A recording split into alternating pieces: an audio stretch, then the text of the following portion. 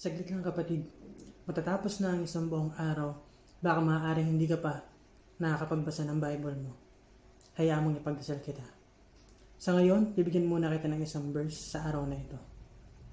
Hebrew 13, verse 5. Sabi dito, "Mangilag kayo sa pag-ibig sa salapi.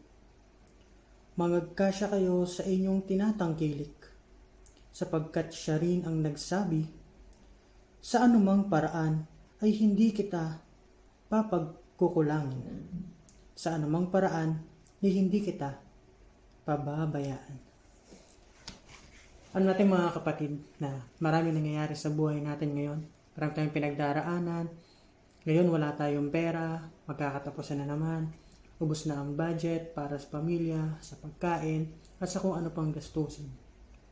Pero kapatid, sinabi ng Panginoon na tayo'y mangilag sa mga bagay na yan. Hindi ba hamak na mas malaki ang ating Panginoong Diyos kaysa sa salapi? Ang salapi ay makakapagbigay sa atin ng kaligayahan. Tama. Ngunit, hindi na ito maibibigay ang joyfulness na pwedeng ibigay sa atin ng Panginoon. Ang Panginoon ay higit pa sa salapi na meron tayo sa ating buhay. Tayo'y maging kontento sa kung ano ang binibigay sa atin ng Panginoon. Oo, tayo ay nauubusan, ngunit hinahantay lang tayo ng Panginoon na tayo ay humingi sa Kanya, tayo ay humiling sa Kanya, at tayo ay bibigyan. Minsan tayo ay kahit walang-wala na, pero ikaw ay nakakatapos pa rin ng isang buong araw at kinabukasan ay muling didilat at magsisimula ng bagong buhay. Hindi lamang sa salapi umiikot ang mundo, kundi sa pag-ibig, sa pananampalataya, at sa paniniwala sa Panginoong Hesukristo. Manalangin tayo.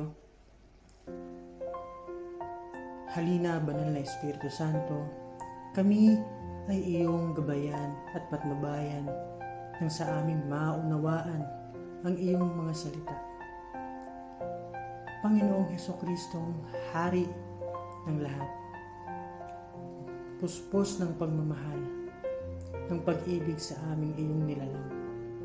Kami man, Panginoon, ay nauubusan ng salapi, ngunit masigit ka sa salaping iyon. Ikaw ang nagbibigay ng lahat at ikaw ang pumupuno, siksik, liglig at umaapaw. Hayaan mo, Panginoon, na kami ay maging kontento sa kung anong meron kami.